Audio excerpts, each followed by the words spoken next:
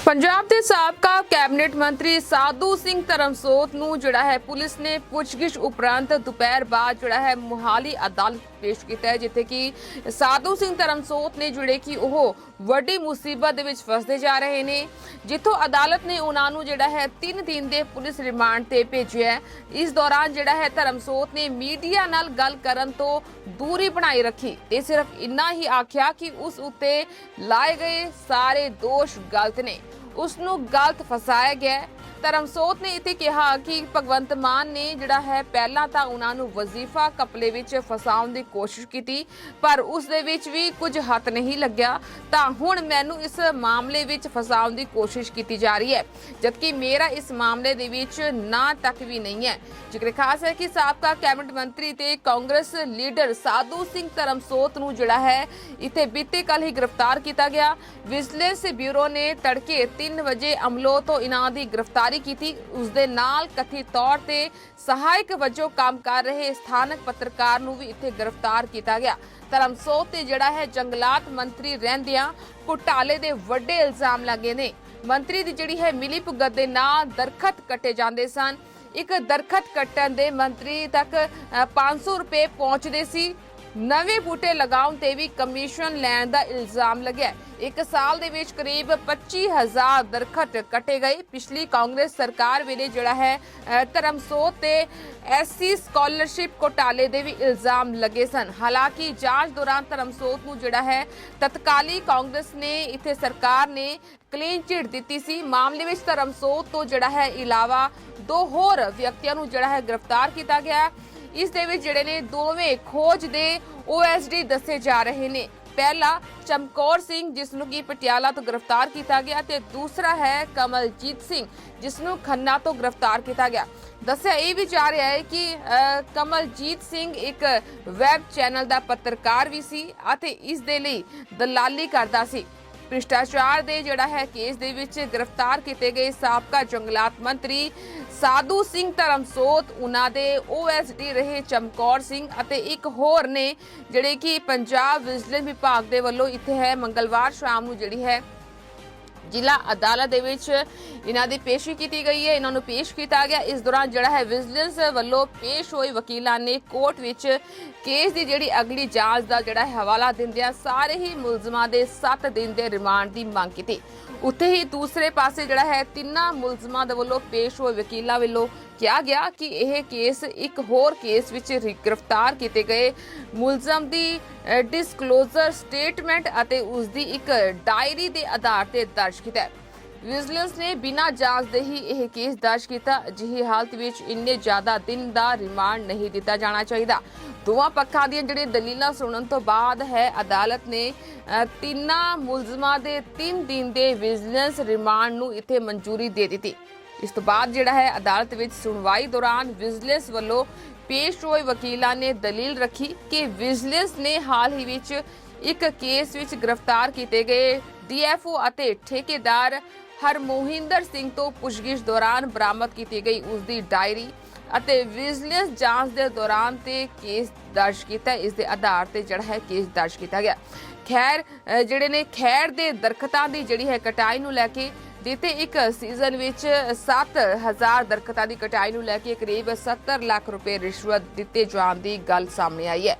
जांच विच डीएफओ की ट्रांसफर नूं लैके भी 10 तो 20 लाख रुपए, रेंजर्स की ट्रांसफर लई 5 तो 8 लाख रुपए, ब्लॉक अफसर की ट्रांसफर दे लई 5 लाख रुपए अते फॉरेस्ट गार्ड तो 2 तो 3 लाख रुपए रिश्वत के रूप दे विच लैण दी गल इत्थे सामने आई है। इस दौरान 486 एकड़ जमीन ते जिहड़ा है गैर कानूनी माइनिंग किते जाण दी गल भी इत्थे सामने आई।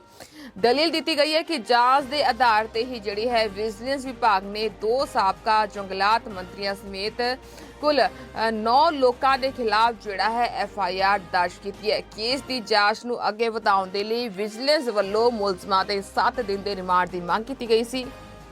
दूसरे पासे जोड़ा है साबका मंत्री साधु सिंह धर्मसोत के वकील HS ਧਨੋਆ ने विजिलेंस वालों मंगे गए ਜਿਹੜੇ ਮੁਲਜ਼ਮਾਂ ਦੇ 7 ਦਿਨਾਂ ਦੇ ਰਿਮਾਂਡ ਦੀ ਮੰਗ ਦਾ ਜਿਹੜਾ ਹੈ ਵਿਰੋਧ ਕੀਤਾ ਅਤੇ ਦਲੀਲ ਦਿੱਤੀ ਕਿ ਵਿਜੀਲੈਂਸ ਨੇ ਇਸ ਤਰ੍ਹਾਂ ਦੇ ਇੱਕ ਹੋਰ ਕੇਸ ਦੇ ਵਿੱਚ ਗ੍ਰਿਫਤਾਰ ਕੀਤੇ ਗਏ ਮੁਲਜ਼ਮ ਦੀ ਜਿਹੜੀ ਹੈ ਡਿਸਕਲੋਜ਼ਰ ਸਟੇਟਮੈਂਟ ਅਤੇ ਉਸ ਦੀ ਇੱਕ ਡਾਇਰੀ ਦੇ ਆਧਾਰ ਤੇ ਇਹ ਕੇਸ ਦਰਜ ਕੀਤਾ ਹੈ। ਵਿਜੀਲੈਂਸ ਦੇ ਵੱਲੋਂ ਕੇਸ ਦਰਜ ਕਰਨ ਤੋਂ ਪਹਿਲਾਂ ਜਿਹੜਾ ਹੈ ਕੋਈ ਜਾਂਚ ਨਹੀਂ ਕੀਤੀ ਗਈ, ਬਰਾਮਦ ਕੀਤੀ ਗਈ ਇੱਥੇ ਡਾਇਰੀ ਵਿੱਚ ਕਿਤੇ ਵੀ ਜਿਹੜਾ ਹੈ ਸਾਬਕਾ ਮੰਤਰੀ ਸਾਧੂ ਸਿੰਘ ਧਰਮਸੋਤ ਦਾ ਨਾਂ ਤਾਂ ਕਿ ਉਹਨਾਂ ਦਾ ਫੋਨ ਨੰਬਰ ਤੱਕ ਨਹੀਂ ਹੈ। ਸਾਧੂ ਸਿੰਘ ਧਰਮਸੋਤ ਦੇ ਸਾਬਕਾ ਮੰਤਰੀ ਰਹੇ ਨੇ ਅਤੇ 5 ਵਾਰ ਜਿਹੜਾ ਹੈ ਵਿਧਾਇਕ ਚੁਣੇ ਜਾ ਚੁੱਕੇ ਨੇ, ਜਦਕਿ ਇਹਨਾਂ ਦਾ ਕੋਈ ਅਪਰਾਧਿਕ ਰਿਕਾਰਡ ਵੀ ਨਹੀਂ ਹੈ। ਅਜਿਹੀ ਹਾਲਤ ਵਿੱਚ ਕਿਸੇ ਕੇਸ ਵਿੱਚ ਮੁਲਜ਼ਮ ਦੀ ਡਿਸਕਲੋਜ਼ਰ ਸਟੇਟਮੈਂਟ ਨੂੰ ਜਿਹੜਾ ਹੈ ਸਿਰਫ ਆਧਾਰ ਬਣਾ ਕੇ ਕੇਸ ਦਰਜ ਕੀਤਾ ਜਾਣਾ ਠੀਕ ਨਹੀਂ ਹੈ। ਉੱਥੇ ਹੀ ਹੋਰ ਦੋ ਜਿਹੜੇ ਮੁਲਜ਼ਮਾਂ ਦੇ ਵਕੀਲਾਂ ਦੇ ਵੱਲੋਂ ਵੀ ਜਿਹੜਾ ਹੈ ਵਿਜੀਲੈਂਸ ਦੀ ਜਾਂਚ ਤੇ ਸਵਾਲ ਖੜੇ ਕਰਦੇ ਰਿਮਾਂਡ ਦਾ ਇੱਥੇ ਵਿਰੋਧ ਕੀਤਾ ਗਿਆ। ਸਾਬਕਾ ਜੰਗਲਾਤ ਮੰਤਰੀ ਸਾਧੂ ਸਿੰਘ ਧਰਮਸੋਤ ਨੇ ਅਦਾਲਤ ਵਿੱਚ ਪੇਸ਼ ਕੀਤੇ ਜਾਣ ਤੋਂ ਬਾਅਦ ਮੀਡੀਆ ਨਾਲ ਗੱਲਬਾਤ ਕੀਤੀ। ਉਹਨਾਂ ਕਿਹਾ ਕਿ ਹਾਲ ਹੀ ਵਿੱਚ ਮੁੱਖ ਮੰਤਰੀ ਭਗਵੰਤ ਮਾਨ ਨੇ ਇੱਥੇ ਐਲਾਨ ਕੀਤਾ ਕਿ ਉਹ ਛੇਤੀ ਹੀ ਜਿਹੜੀ ਹੈ ਸਕਾਲਰਸ਼ਿਪ ਘਪਲੇ ਦਾ ਜਿਹੜਾ ਹੈ ਖੁਲਾਸਾ ਕਰਨਗੇ। ਉਹਨਾਂ ਨੂੰ ਇਸ ਦੇ ਵਿੱਚ ਤਾਂ ਕੁਝ ਮਿਲਿਆ ਨਹੀਂ, ਇਸ ਲਈ ਉਹਨਾਂ ਨੇ ਹੁਣ ਮੇਰੇ ਦੇ ਨਾਲ ਇਹ ਕੀਤਾ। ਉਹਨਾਂ ਕਿਹਾ ਕਿ ਜਿਸ ਡਾਇਰੀ ਦੀ ਇਹ ਗੱਲ ਕੀਤੀ ਜਾ ਰਹੀ ਹੈ ਉਸ ਦੇ ਵਿੱਚ ਮੇਰਾ ਨਾਮ ਨਹੀਂ ਹੈ ਅਤੇ ਹੋਰ ਦੋ ਲੋਕਾਂ ਦੇ ਨਾਲ ਜਿਹੜਾ ਹੈ ਮੇਰਾ ਕੋਈ ਲੈਣਾ ਦੇਣਾ ਨਹੀਂ ਹੈ। ਸਾਧੂ ਸਿੰਘ ਧਰਮਸੋਤ ਨੇ ਕਿਹਾ ਕਿ ਮੈਨੂੰ ਇਸ ਕੇਸ ਦੇ ਵਿੱਚ ਗਲਤ ਫਸਾਇਆ ਜਾ ਰਿਹਾ ਹੈ।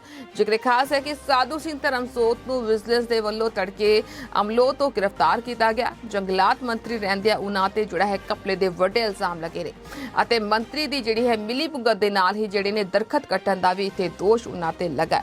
ਦੱਸਿਆ ਜਾ ਰਿਹਾ ਹੈ ਕਿ ਵਿਜੀਲੈਂਸ ਬਿਊਰੋ ਥਾਣਾ ਮੁਹਾਲੀ ਵਿਖੇ ਧਰਮਸੋਤ ਖਿਲਾਫ ਇੱਕ ਮਾਮਲਾ ਦਰਜ ਕੀਤਾ ਗਿਆ ਸੀ, ਜਿਸ ਦੇ ਸਬੰਧ ਦੇ ਵਿੱਚ ਉਹਨਾਂ ਨੂੰ ਇਹ ਗ੍ਰਿਫਤਾਰ ਕੀਤਾ ਗਿਆ।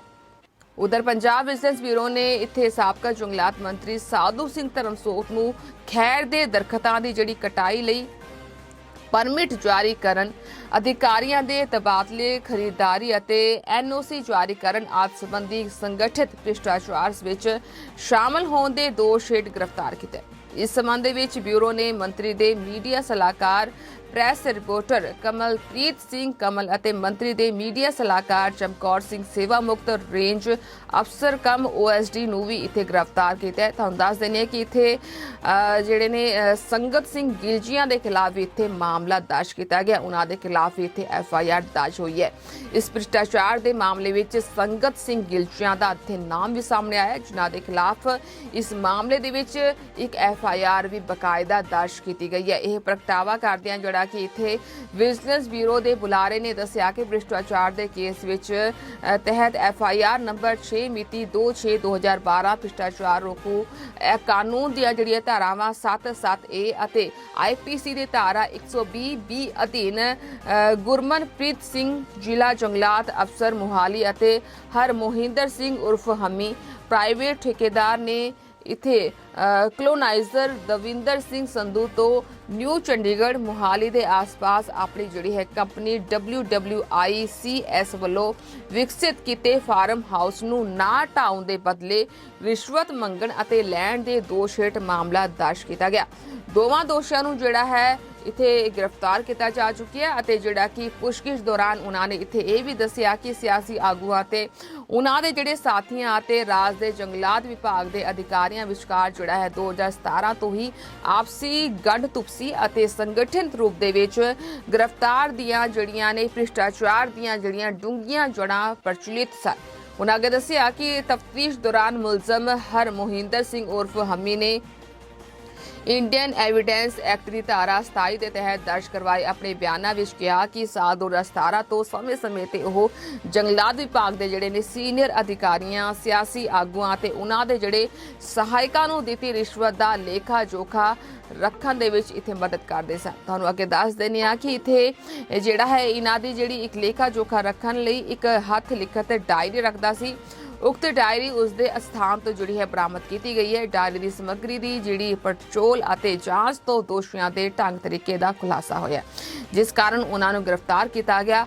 ਉਹਨਾਂ ਜਾਣਕਾਰੀ ਦਿੰਦਿਆਂ ਕਿਹਾ ਕਿ ਹੋਰ ਵੀ ਦੱਸਿਆ ਕਿ ਹਰਮੋਹਿੰਦਰ ਸਿੰਘ ਉਰਫ ਹਮੀ ਆਪਣੀ ਫਰਮ ਗੁਰੂਹਰ ਐਸੋਸੀਏਟ ਦੇ ਨਾਂ ਤੇ ਜੰਗਲਾਤ ਵਿਭਾਗ ਤੋਂ ਜਿਹੜਾ ਹੈ ਕਟਾਈ ਦੇ ਲਈ ਲੋੜੀਂਦਾ ਪਰਮਿਟ ਪ੍ਰਾਪਤ ਕਰਕੇ ਜਾਂਚ ਵਿੱਚ ਖੈੜ ਦੇ ਦਰਖਤਾਂ ਨੂੰ ਕੱਟਣ ਅਤੇ ਵੇਚਣ ਦਾ ਕਾਰੋਬਾਰ ਕਰਦਾ ਸੀ। ਉਸਨੇ ਅਕਤੂਬਰ-ਮਾਰਚ ਸੀਜ਼ਨ ਦੇ ਲਈ ਜਿਹੜਾ ਹੈ ਲਗਭਗ 7000 ਦਰਖਤ ਕੱਟਣ ਦੇ ਲਈ ਪਰਮਿਟ ਲਏ ਸਨ, ਜਿਸ ਦੇ ਲਈ ਉਸਨੂੰ 1000 ਪ੍ਰਤੀ ਰੁੱਖ ਰਿਸ਼ਵਤ ਦੇਣ ਪਈ ਅਤੇ ਜਿਸ ਵਿੱਚੋਂ ਸਾਧੂ ਸਿੰਘ ਧਰਮਸੋਤ ਸਾਬਕਾ ਜੰਗਲਾਤ ਮੰਤਰੀ ਨੂੰ 500 ਰੁਪਏ ਪ੍ਰਤੀ ਰੁੱਖ, ਡਿਵੀਜ਼ਨਲ ਜੰਗਲਾਤ ਅਫਸਰ ਨੂੰ 200 ਅਤੇ ਰੇਂਜ ਅਫਸਰ, ਬਲਾਕ ਅਫਸਰ ਅਤੇ ਵਣ ਗਾਰਡ ਨੂੰ ਕਰਮਵਾਰ 100 ਰੁਪਏ ਪ੍ਰਤੀ ਰੁੱਖ ਰਿਸ਼ਵਤ ਦਿੱਤੀ।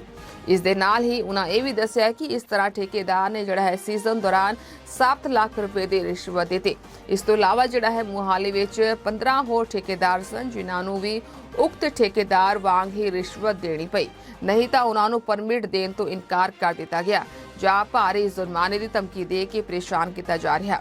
ਸਾਧੂ ਸਿੰਘ ਧਰਮਸੋਤ ਨੂੰ ਜਿਹੜਾ ਹੈ ਅਦਾਇਗੀ ਖੰਨਾ ਦੇ ਵਸਨੀਕ ਕਮਲਜੀਤ ਸਿੰਘ ਦੁਆਰਾ ਦਿੱਤੀ ਗਈ ਸੀ, ਜੋ ਕਿ ਇੱਕ ਪੱਤਰਕਾਰ ਅਤੇ ਸ਼ਿਵ ਸੈਨਾ ਦੇ ਪ੍ਰਧਾਨ ਵਜੋਂ ਕੰਮ ਕਰਦਾ ਹੈ ਅਤੇ ਪੰਜਾਬ ਪੁਲਿਸ ਤੋਂ ਸੁਰੱਖਿਆ ਪ੍ਰਾਪਤ ਸ਼ਖਸ ਹੈ।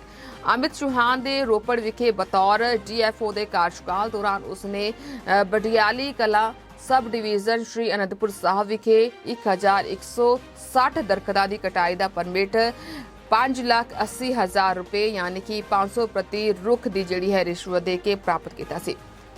ਬੁਲਾਰੇ ਨੇ ਅੱਗੇ ਇਹ ਵੀ ਦੱਸਿਆ ਕਿ ਸਾਬਕਾ ਮੰਤਰੀ ਧਰਮਸੋਤ, ਉਹਨਾਂ ਦੇ ਓਐਸਡੀ ਚਮਕੌਰ ਸਿੰਘ ਅਤੇ ਉਪਰੋਕਤ ਜਿਹੜੇ ਨੇ ਮੁਲਜ਼ਮ ਕਮਲਜੀਤ ਸਿੰਘ ਰਾਹੀਂ ਜਿਹੜਾ ਹੈ ਡੀਐਫਓ ਦੇ ਤਬਾਦਲੇ ਲਈ 10-20 ਲੱਖ ਰੁਪਏ, ਜਿਹੜੇ ਨੇ ਰੇਂਜਰ ਲਈ 5-8 ਲੱਖ ਰੁਪਏ, ਬਲਾਕ ਅਫਸਰ ਤੇ ਇੱਥੇ ਜਿਹੜੇ ਨੇ ਤੁਹਾਨੂੰ ਜਿਹੜੇ ਨੇ ਗਾਰਡ ਨੇ ਉੱਥੇ ਹੁੰਦੇ ਨੇ ਵਨ ਗਾਰਡ ਦੇ ਲਈ ਜਿਹੜਾ ਹੈ 2-3 ਲੱਖ ਰੁਪਏ ਦੀ ਰਿਸ਼ਵਤ ਲੈਂਦਾ ਸੀ। ਇਸ ਤੋਂ ਇਲਾਵਾ ਜਿਹੜਾ ਹੈ ਉਹਨਾਂ ਅੱਗੇ ਦੱਸਿਆ ਕਿ ਧਰਮਸੋਤ ਨੇ ਜੰਗਲਾਤ ਮੰਤਰੀ ਵਜੋਂ ਆਪਣੇ 3 ਸਾਲਾਂ ਦੇ ਕਾਰਜਕਾਲ ਦੌਰਾਨ ਕਰੋੜਾਂ ਰੁਪਏ ਇਕੱਠੇ ਕੀਤੇ। ਆਪਣੇ ਓਐਸਡੀ ਕਮਲਜੀਤ ਸਿੰਘ ਰਾਹੀਂ ਖੈੜ ਦੇ ਰੁੱਖਾਂ ਦੀ ਜਿਹੜੀ ਕਟਾਈ ਦੇ ਲਈ ਪਰਮਿਟ ਜਾਰੀ ਕਰਨ ਦੇ ਬਦਲੇ 1 ਕਰੋੜ ਰੁਪਏ ਲਏ ਗਏ ਸਨ।